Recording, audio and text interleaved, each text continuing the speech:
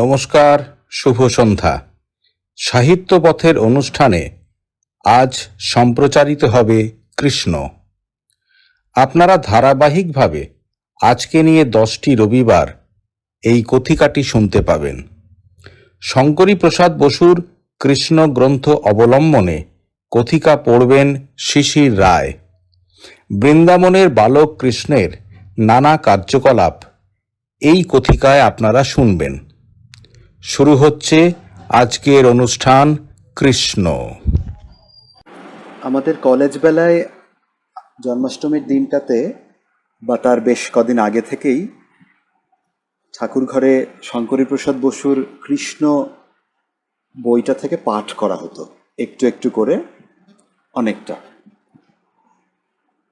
বেশ কদিন আগে থেকেই শুরু হতো, যাতে জন্মাষ্টমীর ঠিক সন্ধ্যেটাতে সেই জায়গাটা আসে যেখানে কৃষ্ণের জন্মের বিবরণটা আছে। আজ এতদিন পরে মনে হলো এই জায়গাটা একটু ওই বইটা খুলে পড়ি। শঙ্করী প্রসাদ বসুর কৃষ্ণ, 4th অধ্যায় থেকে। কংস একে একে দেবকীর 6টি সন্তানকে স্বহস্তে মেরেছেন। 7ম সন্তানটিকে তার জন্মের আগেই দেবকীর দেহ থেকে আকর্ষণ করে দেবী যোগমায়া বসুদেবের ব্রজনিবাসী এক পত্নী রোহিণীর কোলে দিয়ে এসেছিলেন। এই ছেলেই বলরাম। কংস জেনেছিলেন অকালজাত ছেলেটি ভূমি লাভের পূর্বেই মৃত। এবার ঘনিয়ে এলো মহাজন্মের লগ্ন। স্বয়ং ঈশ্বর জন্মাবেন পৃথিবীর পাপ নাশের জন্য দেবকীর গর্ভে। আকাশে বাতাসে তারই মর্মর। বিয়ের পরদিন কংসের রথে চড়ে আসবার সময়ে বসুদেব ও দেবকী কংসের মতোই দৈববাণী শুনেছিলেন। সে বক্তব্য তাদের একেবারে ভালো লাগেনি। কংসের প্রতি কৃতজ্ঞতায় তখন পূর্ণ তাদের মন। সেই কংসের মৃত্যু কারণ হবে তাদের সন্তান। তারা গভীর আত্মধিক্কার বোধ করেছিলেন। কিন্তু সেই অপরাধ বোধ স্থায়ী হয়নি, কেননা অবিলম্বে তারা কংসের বীভৎস হিংসাকে দেখলেন। কংস একে একে তাদের পুত্রগুলিকে মারলেন।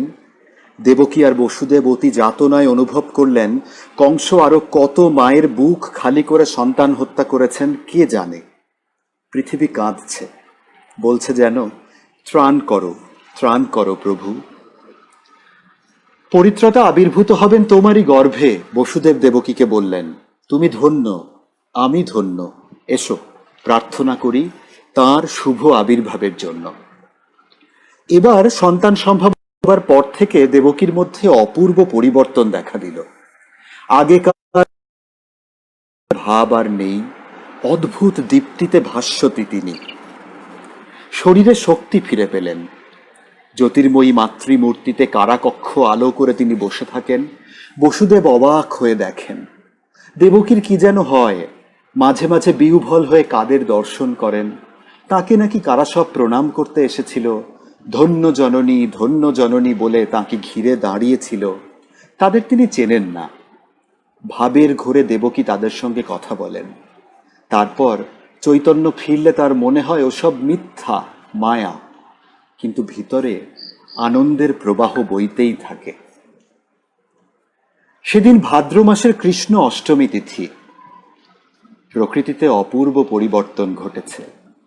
পৃথিবী মঙ্গল গানে পূর্ণ, বাতাসে মধুগন্ধ, আকাশ নির্মল, নদী স্বচ্ছ সলিলা, মন্দগামিনী। কেউ জানে না কেন, তবু আর কখনো এমন মধুর হয়নি পৃথিবী। কিন্তু সন্ধ্যা হবার সঙ্গে সঙ্গে প্রকৃতিতেও পরিবর্তন ঘটল। আকাশে মেঘ জমতে লাগলো, বৃষ্টি শুরু হয়ে গেল। যতই সময় যায় বৃষ্টির বেগ বাড়তে থাকে, ভয়ঙ্করী হয়ে ওঠে প্রকৃতি। বিদ্যুৎ আকাশের এক প্রান্ত থেকে অন্য প্রান্ত চিরে চিরে ছুটে যায়, পৃথিবীকে ভেঙে চুরমার করবার জন্য কড় কড় করে বজ্র ঝাঁপিয়ে পড়ে। যমুনায় প্রচণ্ড জলস্ফীতি গর্জন করে ছুটে চলে বন্যা তরঙ্গ সব কিছুকে গ্রাস করতে। অপরাহ্নের আলো যতক্ষণ ছিল, দেবকীর মনেও ছিল আলো। আকাশে মেঘ সঞ্চারের সঙ্গে তার মনেও ছায়া ঘনালো। ঈশ্বর জননী হবেন এই চেতনার শিহরণ সরে গিয়ে সেখানে এলো আতঙ্কের শিহরণ। এখন তিনি শঙ্কাতুর মানবী মাতা। যন্ত্রণায় ছটফট করে বলতে লাগলেন, সন্তান নিয়ে আমি কি করব? আবার তো কংস আসবে, আমার ছেলেকে মারবে। ওরে, কেন আসিস তোরা এই দুর্ভাগিনীর কোলে? আমি তোদের রাক্ষসী মা, তোদের বাঁচাতে পারি না। হে ভগবান, কেন তুমি দাও এদের? বাইরে ঝড়ের শব্দ একটু বুঝি কমেছে, শোনা গেল মধ্যরাত্রির গম্ভীর ঘণ্টার ধ্বনি। ঠিক তখনই পৃথিবীকে অন্ধ করে দিয়ে আলো ঝলসালো, আর প্রচণ্ডতম বজ্রে বিদীর্ণ হলো আকাশ। কারাগারে কিন্তু বিপরীত দৃশ্য। অপূর্ব কোমল আলোয় কক্ষ ভরে গেছে, স্বর্গীয় সুগন্ধে ভরপুর চারিদিক, আর অপার্থিব দৃশ্য, শূন্যে আবির্ভূত শঙ্খচক্র গদা পদ্মধারী নারায়ণ। তাকে ঘিরে স্তুতিরত দেবগণ, নারায়ণ নারায়ণ। বিস্ফারিত চোখে সেদিকে তাকিয়ে লুটিয়ে প্রণাম করেন দেবকী ও বসুদেব। কি আশ্চর্য! নারায়ণ নেমে এসেছেন, দেবকীর কণ্ঠ জড়িয়ে ধরেছেন, তার ভিতরে হারিয়ে গেলেন। চেতনা হারিয়ে দেবকী মাটিতে লুটিয়ে পড়লেন। সংবিত ফিরে পেয়ে দেখেন নীলকান্ত মণির মতো উজ্জ্বল এক শিশু তার কোল জুড়ে শুয়ে আছে। তাকে বুকে জড়িয়ে থরথর করে কাঁপতে থাকেন দেবকী। পুত্র পুত্র মোর, তন্দ্রাহতের মতো সেদিকে চেয়ে থাকেন বসুদেব। তারপরে কি যেন নেমে আসে, দুজনে নিদ্রায় অচেতন হয়ে পড়েন। বসুদেব ধড়মড় করে জেগে উঠলেন। বাইরে ঘোর রবে বজ্রপাত হয়েছে, তার শব্দেই কি জাগলেন, নাকি কেউ ডেকেছিল? দুচোখ রোগড়ে ভালো করে তাকিয়ে দেখেন পুত্রকোলে নিশ্চিন্তে ঘুমোচ্ছেন দেবকী।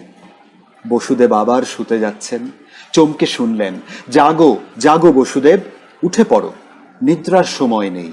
শিশুটিকে তুলে নাও, চলে যাও গোকুলে, নন্দের বাড়িতে। সেখানে নন্দপত্নী যশোদার কন্যা জন্মেছে। তোমার শিশুপুত্রকে সেখানে রেখে তার কন্যাকে এখানে নিয়ে এসো। বসুদেব, ওঠো, বিলম্ব করো না। সবিস্ময়ে বসুদেব ভাবেন, এ কি শুনছি, এ কি কৌতুক! শৃঙ্খলিত বন্দী আমি, রুদ্ধ লৌহদ্বার, বাইরে অতন্দ্র প্রহরী, নন্দভবন বহু দূরে, মধ্যে দুর্যোগের রাত্রে প্রমত্ত যমুনা।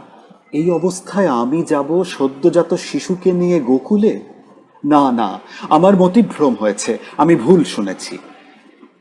আবার জাগল কণ্ঠস্বর, ওঠো বসুদেব, ওঠো, বিলম্ব করো না, সময় বয়ে যাচ্ছে, লগ্ন ঘনিয়েছে। তোমার ইচ্ছাই পূর্ণ হোক হে প্রভু। বসুদেব উঠে দাঁড়ালেন। বিচিত্র, পায়ের শৃঙ্খল তার খসে গেছে। পত্নীর কাছে গেলেন। পুত্রকোলে গাঢ় ঘুমে আচ্ছন্ন দেবকী। হাত বাড়ালেন মায়ের কোল থেকে ছেলেটিকে তুলে নেবার জন্য। সর্বশরীর কেঁপে উঠল কষ্টে, পিতা হয়ে সন্তানহারা করছি মাকে। তবু কর্তব্য কঠোর। সন্তর্পণে ছেলেটিকে তুলে নিলেন। দেবকীর ঘুম ভাঙল না।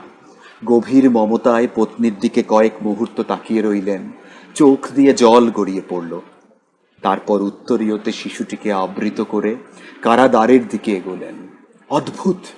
নিঃশব্দে ভারী লৌহ কপাট খুলে গেল। দরজার বাইরে পা দিলেন, সেখানে নিদ্রায় অচেতন প্রহরীরা।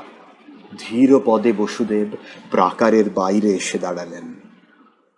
আর তখনই বুঝি বসুদেব ঝড়ের ঝাপটে লুটিয়ে পড়েন। কারাগারের মধ্য থেকে পুরো বোঝা যায়নি বাইরে পরিবেশ কত ভয়ঙ্কর। তবু শিশুটির ভবিষ্যৎ চিন্তা বসুদেবের মনকে এমনই অধিকার করেছিল যে তিনি নিঃশঙ্কে প্রলয়ঙ্কর রাত্রির মধ্যে ঝাঁপ দিয়ে পড়লেন। তার মনে আর কিচ্ছু নেই, এই যে কবষ্ণ শিশুটিকে বুকে ধরে আছেন, একে রক্ষা করতেই হবে, তাই চলো চলো, অগ্রসর হয়ে চলো। কিন্তু যাবেন কোন পথে? সামনে অন্ধকার, শুধু অন্ধকার।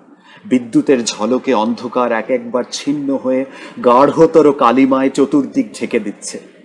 এর মধ্যে পথ খুঁজে পাবেন কি করে? তবু যেতে হবে। একাগ্র চোখে তাকিয়ে বসুদেব দেখলেন ঠিক সামনে চলেছে একটি শৃগাল। ওই আমার পথের নিয়তি, ওকেই অনুসরণ করব, তিনি ভাবলেন।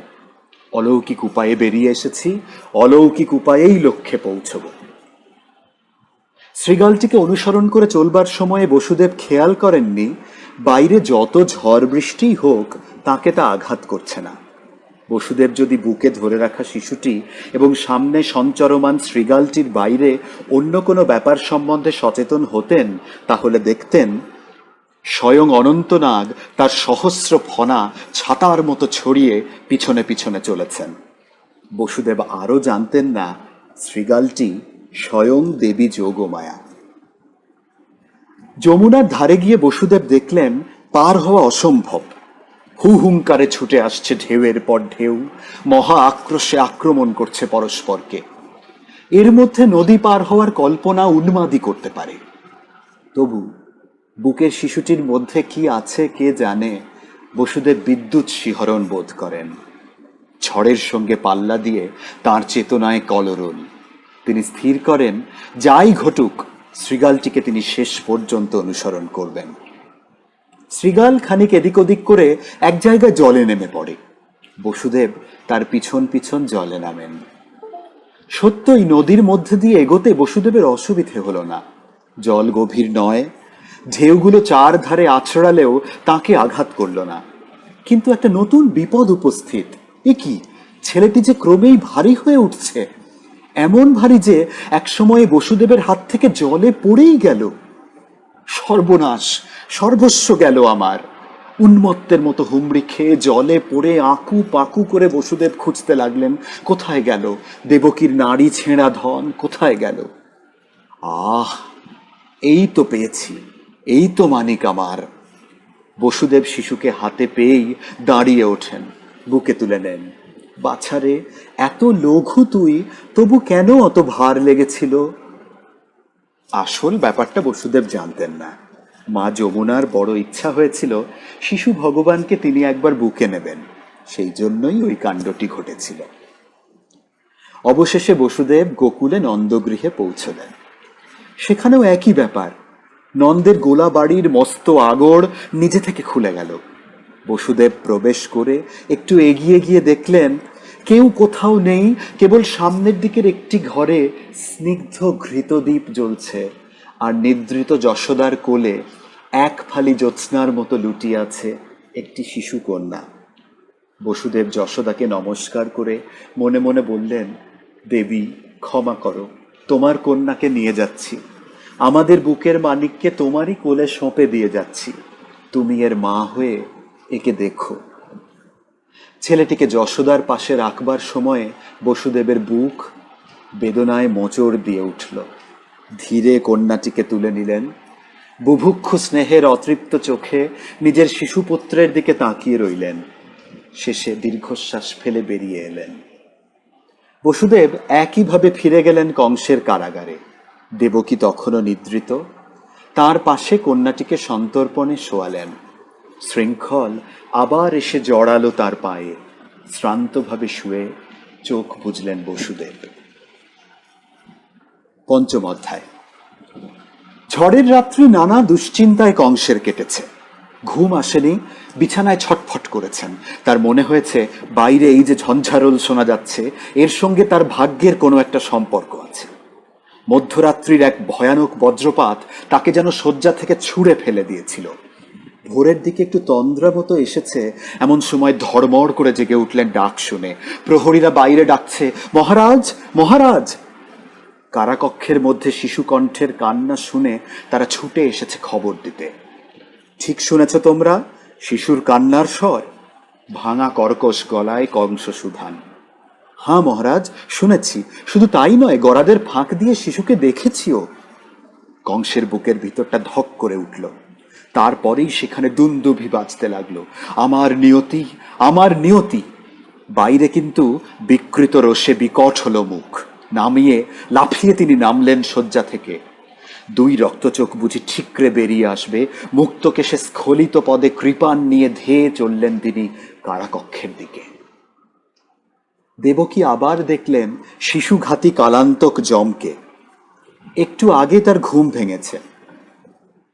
কোলের শিশুকে প্রভাতের আলোয় দেখে অবাক, এ কি, এ তো পুত্র নয়, কন্যা। চোখ রোগড়ে ভালো করে দেখেন, না, কোনো সন্দেহ নেই, কন্যাই। আর তখনই আকুল ভালোবাসায় দেবকীর মন ভরে গেল। আহা, অতগুলি পুত্রের পর কন্যা এসেছে, মনে ভরসাও এলো। সন্তানটি যখন কন্যা, এ বোধহয় রক্ষা পাবে। কংস নিশ্চয়ই নারী হত্যা করবেন না। কংসের বীভৎস চেহারা দেখে কিন্তু দেবকীর সব আশা চূর্ণ হয়ে গেল। শেষ উপায় রূপে কন্যাকে নিজের বুকে আঁকড়ে ধরে কংসের পায়ে লুটিয়ে পড়লেন। কান্না ভেজা ভাঙা ভাঙা গলায় বলতে লাগলেন, দাদা, এটি তোমার ভাগিনেই, একে মেরো না, স্ত্রীবধ করে না কেউ। আমার অতগুলি সন্তানকে মেরেছ তুমি, একটি সন্তানকে ভিক্ষা দাও। আমি তোমার ছোট বোন, পুত্রদের মৃত্যুতে কত কষ্ট পেয়েছি, সে কথা ভেবে এবারের মতো দয়া করো, একে কেড়ে নিও না। মহাপাষণ্ড না হলে কংস কন্যা হত্যার পাপ থেকে নিবৃত্ত হতেন। বিশেষত দৈববাণী যখন স্পষ্টই বলেছিল তার নিহন্তা হবে দেবকীর পুত্র। দেবকীর অনুনয়ে কর্ণপাত না করে কংস কন্যাটিকে ছিনিয়ে নিলেন। তারপর দিশাহারা আর্ত দেবকী ও বসুদেবের চোখের সামনে শিশুকন্যার দু পা ধরে পাথরের দেওয়ালে আছাড় মারতে উদ্যত হলেন। কি আশ্চর্য! পাথরের দেওয়াল ছোঁয়ার আগেই কন্যাটি শূন্যে উঠে পড়ে দিব্য দেবী মূর্তি ধরেছে। তাঁর কণ্ঠস্বর কংসকে শিউরে দিল। দেবী বললেন, রে দুর্মতি, আমাকে বধ করে কি ফল? তোকে যে মারবে সে রয়েছে অন্যত্র, অব্যাহতি নেই তোর। হতভম্ব কংসের দৃষ্টির অগোচরে দেবী অদৃশ্য হয়ে গেলেন। এতক্ষণ আপনারা সাহিত্য পথের অনুষ্ঠান শুনলেন। আগামী দিনে এমনই একটি আকর্ষণীয় অনুষ্ঠান আপনাদের জন্য সাহিত্য পথে সম্প্রচার করা হবে। শুভরাত্রি।